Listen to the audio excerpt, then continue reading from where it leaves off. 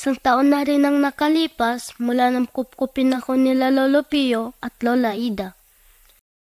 Meron silang isang anak, si Tito James, na weekly umuwi galing Manila. Gawa ng trabaho niya, mababait silang lahat. Dahil sa kanila, hindi ko naramdamang mag-isa at iba sa kabila ng kalagayan ko at ang nangyari sa aming pamilya. Higit 2 taon na rin ang nakakaraan mula nang dumating kami sa lugar na ito.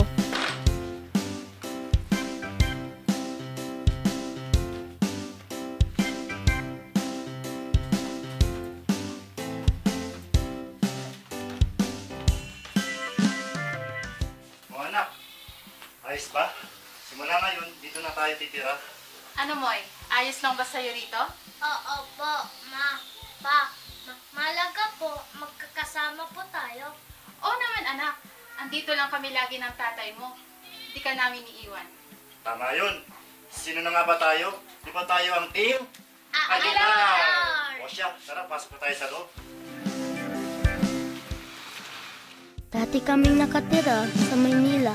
Lumipat kami dito mula nang matanggal si Papa sa kanyang trabaho. Sa pag-aaral ko naman, nakiusap ako kina Papa na tumigil muna at sa susunod na pasukan na lang ako babalik. O ano anak, ayos ba? Opo, Pa.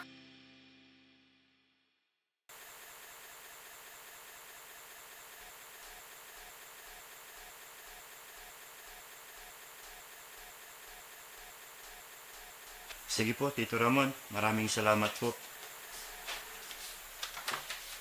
Ma, pumayag na pala si Tito Ramon na pahiramin ako.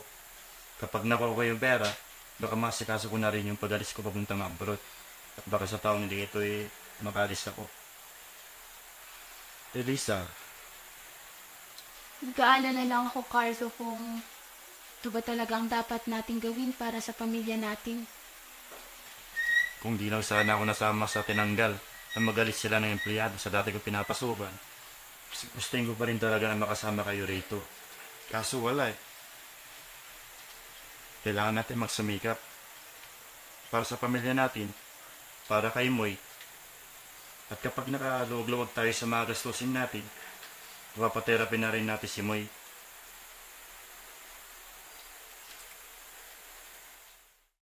Di naging mahirap para sa amin na mag-adjust sa lugar na ito.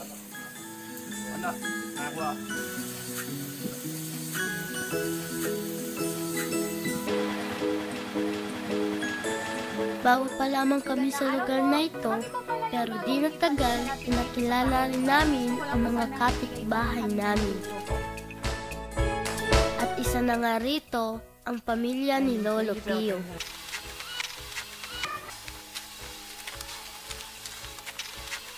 Tao po!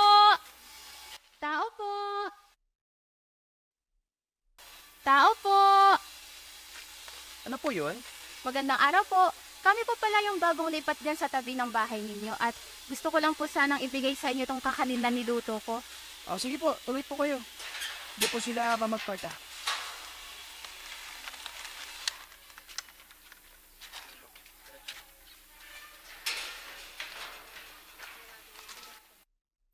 Magandang umaga po.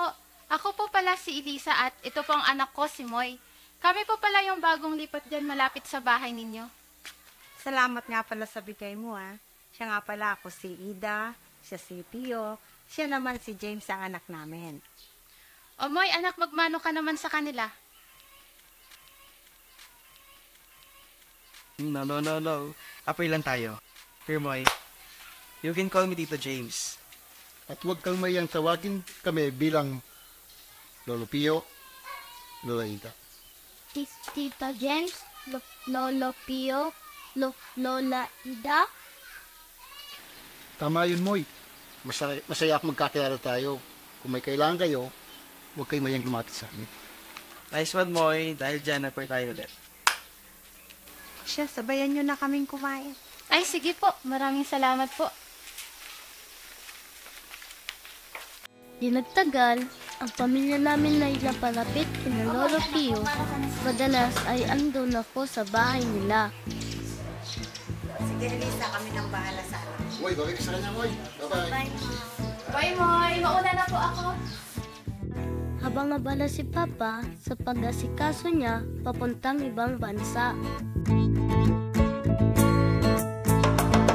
At si Mama naman ay naging abala rin sa pagtitinda sa palengke. Minsan na akong sinama ni Mama sa palengke pero di na naulit dahil sa mga taong nakapaligid. Mare, sila yung sinasabi kong nakaraan. Bagong lipat malapit kila Lolo Pio. Alam mo yung anak, Utal. Ano? Utang? As in, parang bulol magsalita? Magandang hapon ho sa inyo.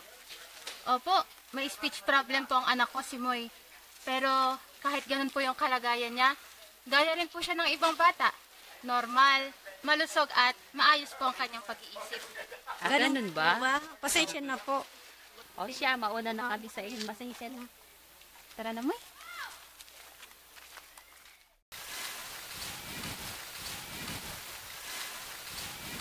Uy, si Muyo.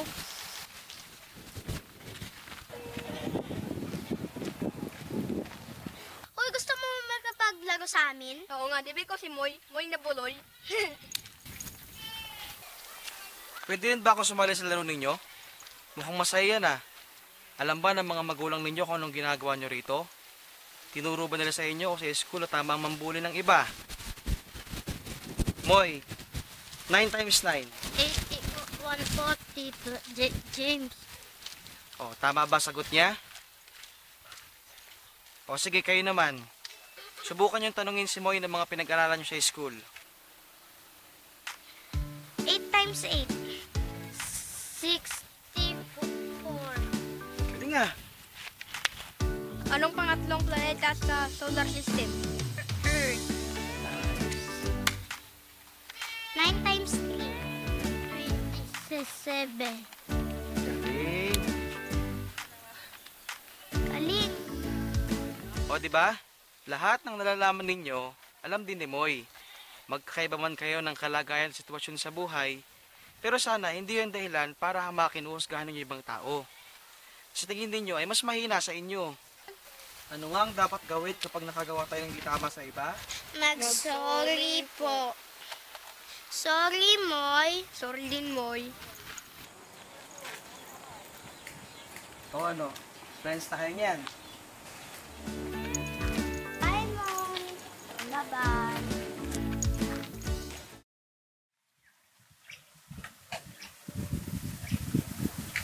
Moy, maganda ba? Opo, Lolo Pio. Apo, kumusta na? May nabanggit sa akin si Tito James mo kanina. Ayos naman po, Lolo Pio. Sasanay na po ako sa ganon. Hindi ba masama ang loob mo? O ayaw mong gumanti sa kanila? Hindi po. Ang sasabi ni Mama at Papa ko po, mas masama po ang gumanti. At ang mas malaga po, wala po kaming ginawang masama. Kita mo ba yung mga kawayan na yan? Pati doon? Tiyak, lalaki ka, kagaya ng mga kawayan na yan. Bakit po? Ang kawayan, habang tumutubo, nakaturo doon sa langit. Pag lalaki na at lalago na, pakita mo itong yumuyuko. Hangad ko, nasa yung paglaki, pagkaroon ka ng mababang kalooban at sana maging positibo. Tandaan mo, nariyan ang mga magulang mo. Kami ni Lola Ida mo, Tito James mo. Kagabayan ka namin sa landas na dapat mong lakaran. Upang sa gayon, di ka maligaw ng landas hanggang sa iyong paglaki. Excuse me po. Matagal pa po ba kayo dyan? Puputulin na po sana namin itong kawayan. Gagamitin po sa paggawa ng kubo ni Aling Ising. Ganun ba? Pasensya ka na, iyo. Napahaba ang usapan namin rito. Sige, tuloy nyo lang gagawin nyo. Lumipas ang ilang buwan, dumating ang araw na pag-alis ni Papa papuntang abroad.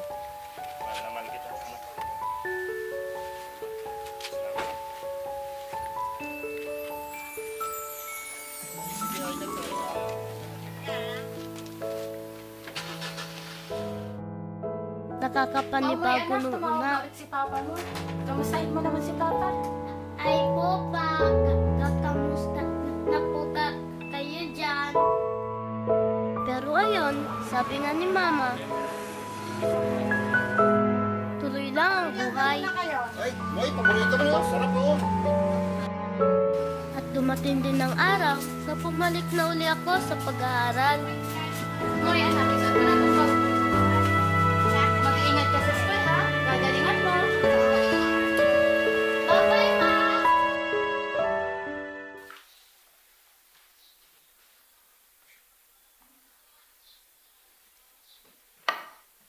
Moy, kumusta na yung pagkaaral mo? May mga kaibigan ka na ba? Aayos naman po, Lolo Pio. Naging kaibigan at kaklase ko po sila Kakairo at Luisa po. Yung sinabi po ni Tito James sa inyo dati. Mabuti naman kung ganun, Moy. Marami ka pang makikilala at malalaman sa iyong pag-aaral. Kita mo itong mga kamatis na ito. Mga sariwa pa at wala pang sira. Pero, pag nahaluan to kahit isang bulaklak, maaaring mabulok lahat to. Kapag hindi tama ang ginagawa ng iba, huwag kang sasama, huwag kang pa-influensya. At hindi dahil puso, ginagawa o ginagamit ng marami, kahit hindi pa rin tama, huwag mong gagawin o gagayahin. Oo po, Lolo Pio. Andito lang pala yung mga kamatis. Kanina pa ako hanap ng hanap. Kasi magluluto na ako.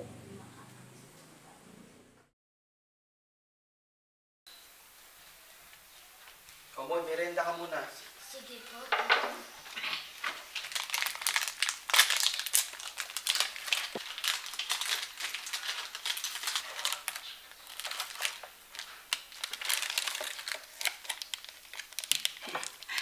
Alam ko, Moy, gwapo ako.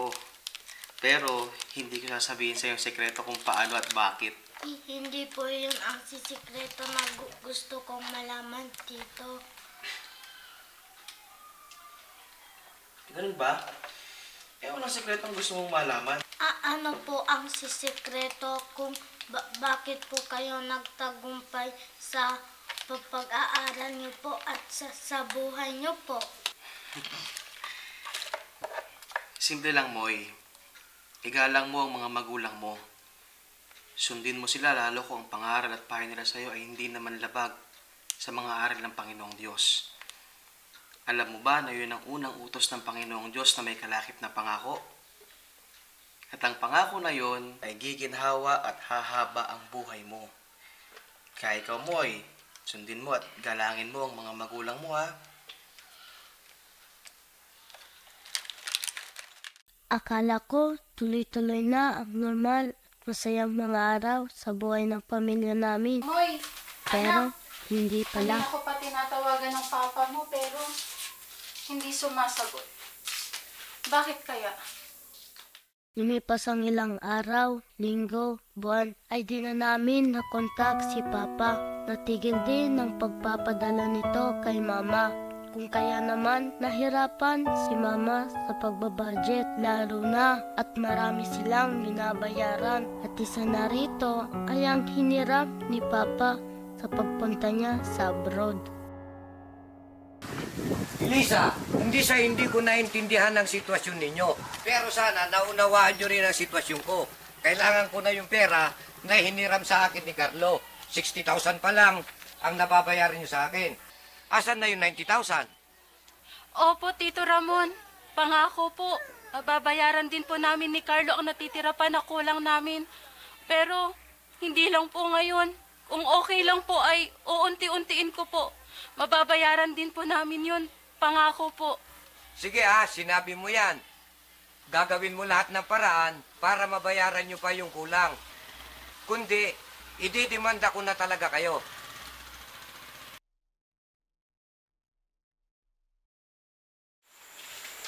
Anak, maupo ka muna rito. May ibibigay si Mama sa'yo.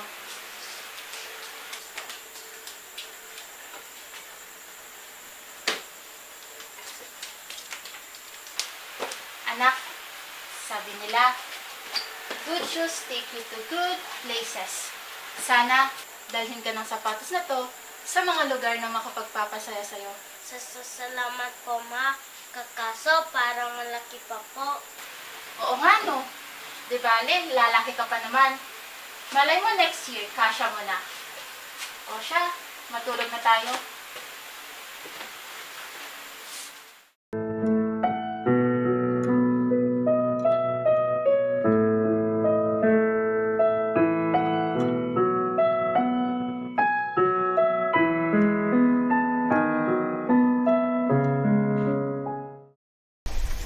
Alas 9:30 na, Ida.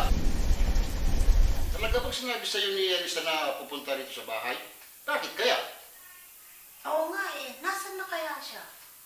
Paantay lang po.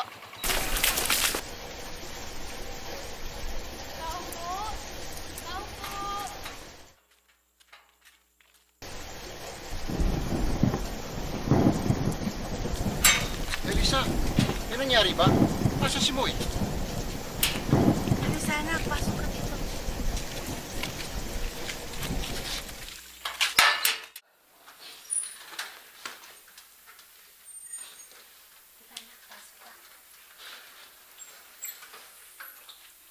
Tatay Pio, Nanay Ida, pwede po bang dito muna si Moy sa inyo tumira? Halika, Elisa, pag-usapan natin to. Ano bang nangyari, anak? Oo nga, anak. Ano bang nangyari? Ito na lang po talagang nakikita kong paraan para maprotektahan po si Moy sa sitwasyon namin ngayon. Nakita niyo naman po yung nangyari kanina. Tapos, ang totoo po niyan, nung nakaraang linggo, nalaman ko po yung nangyari sa asawa ko. Na-aksidente po siya sa kanyang trabaho at nalagay po sa kritikal ang kalagayan. Medyo bumuti naman na raw po ang kanyang lagay ngayon kumpara nung nakaraang linggo. Pero hanggang ngayon, hindi pa raw po siya nagigising. Nakakahiyaman po pero kayo na lang po talaga ang naisip kong lapitan para pansamantalang iwan si Moy. Nakahanap po ako ng trabaho sa Maynila at yung tutuluyan ko po, yun po yung address na ibibigay ko kina Tito Ramon. Kailangan ko po muna lumayo para po kay Moy. Naintindihan ka namin, anak. Di ba? Nung una pa lang tayong pagkakilala, sinabi na namin sa iyo, kung may kailangan kayo, huwag kayong mayang lumapit sa amin. Makakaasa ka. Hindi namin pababayaan si Moy. Maraming salamat po sa inyo. Maraming salamat po. Maraming salamat po. Hindi na po pala ako dadaan sa bahay namin, pero pwede po bang pakibigay na lamang po ito kay Moy? Maraming salamat po ulit. Una na po ako.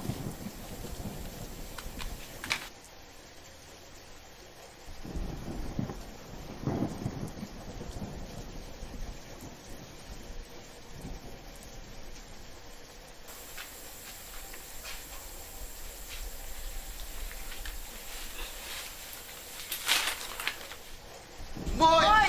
Moy! Moy! Moy! Moy! Moy! Moy! Lola! Si Mama! Wala po siya sa tabi ko.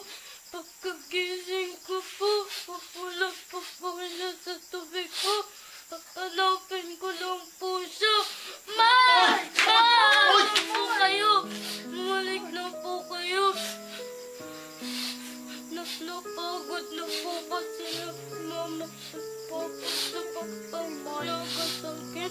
Pagkainiwan po nila ko. Buwan-buwan ko ulitin ko magsasalita.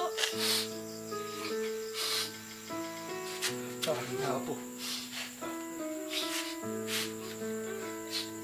Moy, tandaan mo, kahit ano pa naging kalagayan mo, mahal ka mga magulang mo. Mahal na mahal. Babalik sila. Hintayin mo. kasama si Lolo Pio mo, Moy. Ito ang surat na iwa mo. Babalik sila, Moy. Sama-sama tayong maghihintay sa pagbabalik nila, Moy.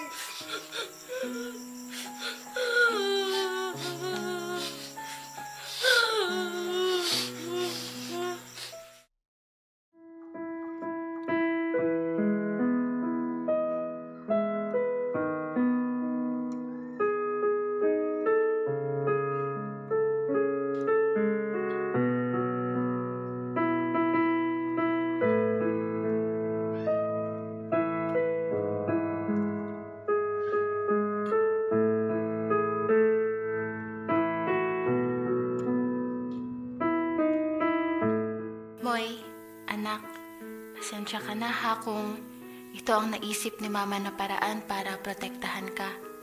Ang lumayo pansamantala sa'yo. Babalik ako, babalik kami ng papa mo. Diba nga tayo ang Team Aguilar? Kaya maghintay ka lang ng masaya ha. Panatag ako, nandyan ka kina Nanay Ida at Tatay Pio ngayon. Tandaan mo, mahal na mahal ka namin ng papa mo.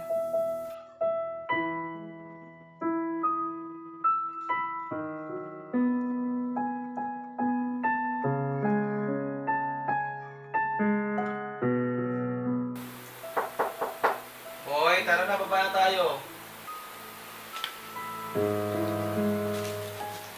Apa, Tito James? Kumusta kayo, Pa, Ma?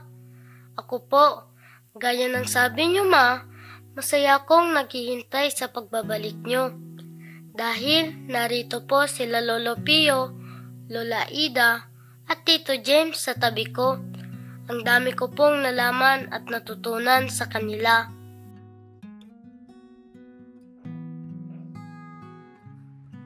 Sige, manalangin na tayo.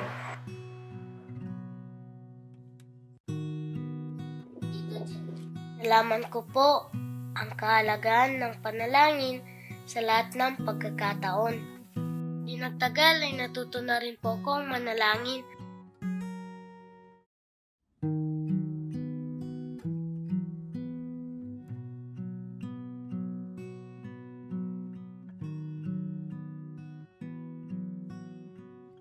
At lagi po kayong kasama sa mga panalangin ko.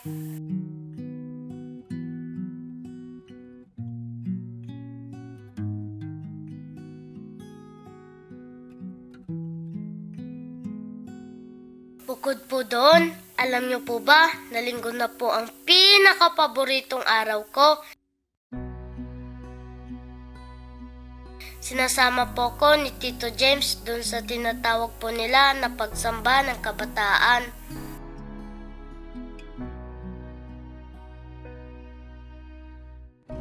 Marami po kong nalaman ng mga Bible stories na kapupulutan ng mabubuting aral.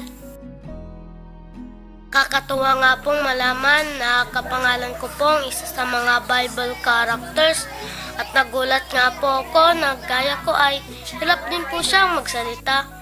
Pero hindi po yun naging hadlang sa kanya para gawin kung anong pinagagawa ng Panginoong Diyos sa kanya. Hi, Moises! Dahil po doon, mas lalo ko pong natanggap ang kalagayan ko. Nga pala ma, kasya ko na po yung sapatos na bigay nyo. Bukas po ay may susuot ko na ito. Sasama po ako kina Lolo Pio sa isang church activity nila. Pero alam nyo rin po ba, Pa, Ma, sabi ni Lolo Pio, walang imposible sa Panginoong Diyos. Magagawa nating hilingin ang lahat sa Kanya. Basta gawin po natin kung ano'y nakasisiya sa Kanya. At ayun po ay pagsunod sa mga utos niya.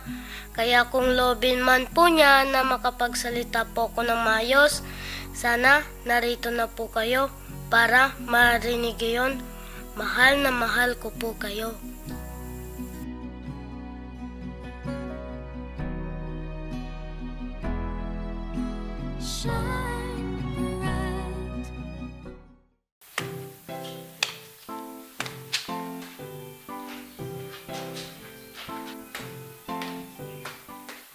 Sapatos mo, Moy, ah. Titay Thank you po, Tito James. Bigay po to ni Mama last year.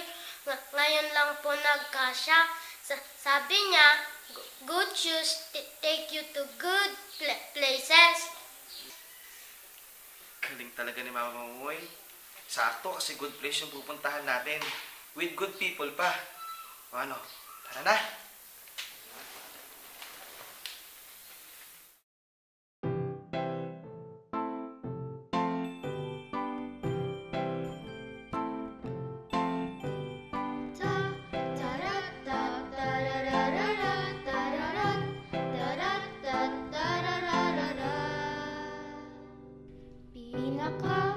Mabuti na kahit bata pa, marunong nang magtiwala sa Ama. Dahil kailangan natin ang tulong niya sa mundong ito na pasama ng pasama.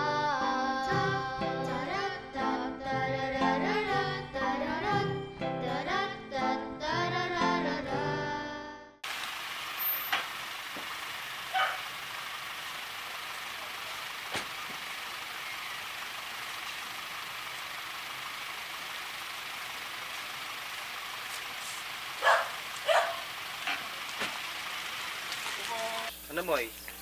Kamusta experience mo sa activity? Ang sasarap po sa pakiramdam na makatutulong sa iba. Mabuti naman kung ganon. Naku, saan naman kaya ang kasunod na good place ang pupuntahan mo? Tatay Pio, Nanay Ida, parang may kumakatok po kanina dyan na mag-asawa. Kakaalis lang po nila eh. Kahit tagal kong hinintay ito.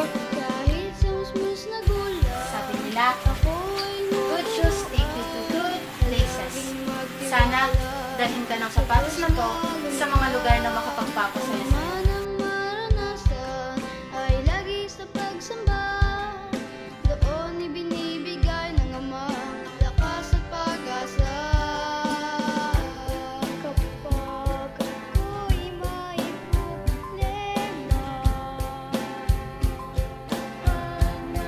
problema, mananalangin sa Ama. Ang tiwala ko sa Ama, para kong hindi mawawala. Ang tiwala ko sa Ama, tataglayin hanggang sa pagtanda. Akala ko marami akong nasasabi pagdating ng pagkakataong ito. Pero ang mayakap sila ng mahigpit at marinig uli ang kanilang mga boses ay sapat na sa mahigit 1 taon kong paghihintay. At masasabi ko sa ilang salita ang nararamdaman ko ngayon. Welcome home po. Magmula po ulit ang titim. Aguilar. Maraming salamat po. Maraming salamat po. Nanay Ida, Tatay Pio, James. Welcome home! Tara na po, pasok na po tayo sa loob.